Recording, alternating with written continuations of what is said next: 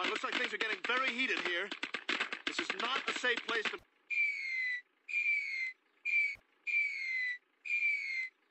About a thing called fake news. Fake. About a thing called fake news. Fake.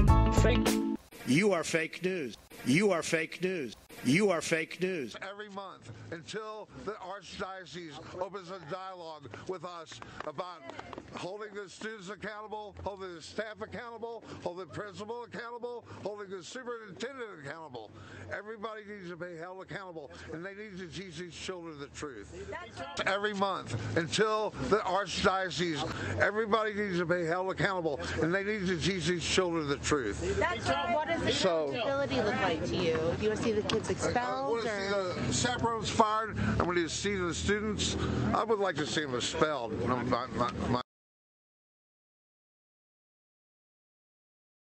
Now, that first video, which took off online, appeared to show what people thought was the group of students instigating some kind of threatening encounter.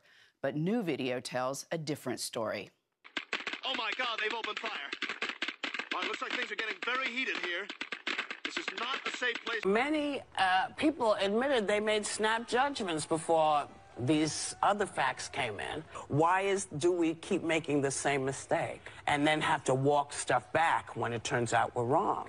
Because we're desperate to get Trump out of office. And so it's wishful thinking. It's this guy that we basically are hoping that, you know, Cohen's got the goods and what have you.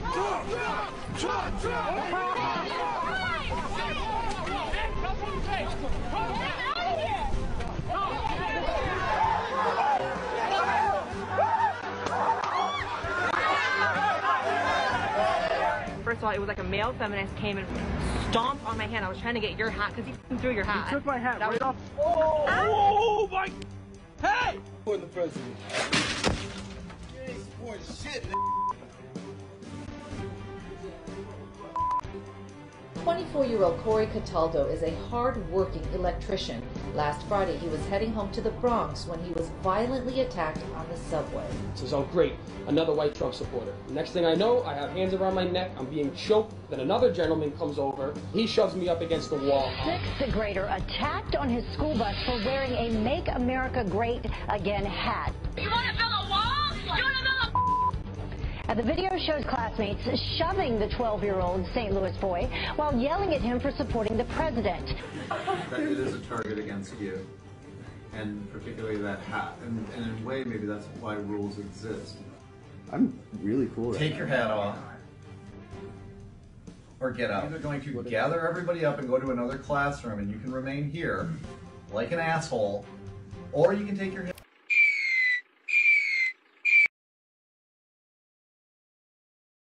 This child molesting priest right there. Right. Let's make America great again.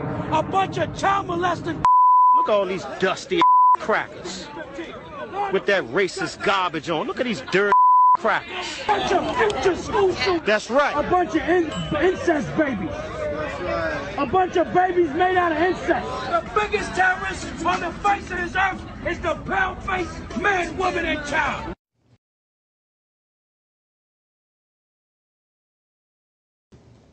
So what's actually going on here?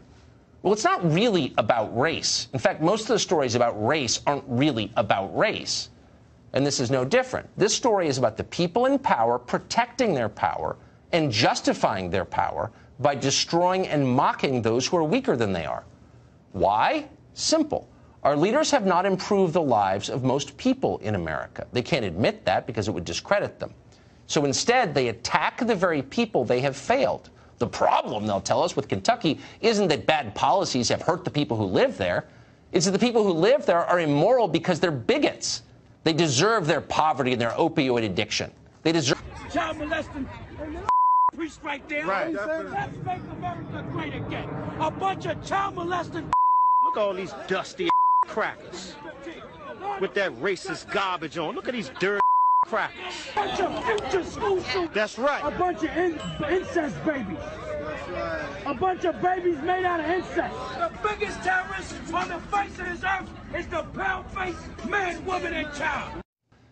But did the video really describe what happened? That should have been the first question that journalists asked.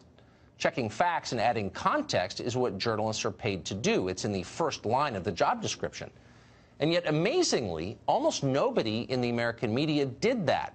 And that's a shame, because who's an editor at Gizmodo, for example, wrote this: "From elementary school through college, I went to school with sheltered upper-middle-class white boys who could devastate with a smirk, a facial gesture that weaponized their privilege. Infuriatingly, you can't fight that effing smirk with a punch or words. We saw that as Trump smirked his way through the election, and we'll see it as that boy from Kentucky's friends, family, and school protect him. I effing hate that smirk. It says, I'm richer, I'm white, and I'm a guy."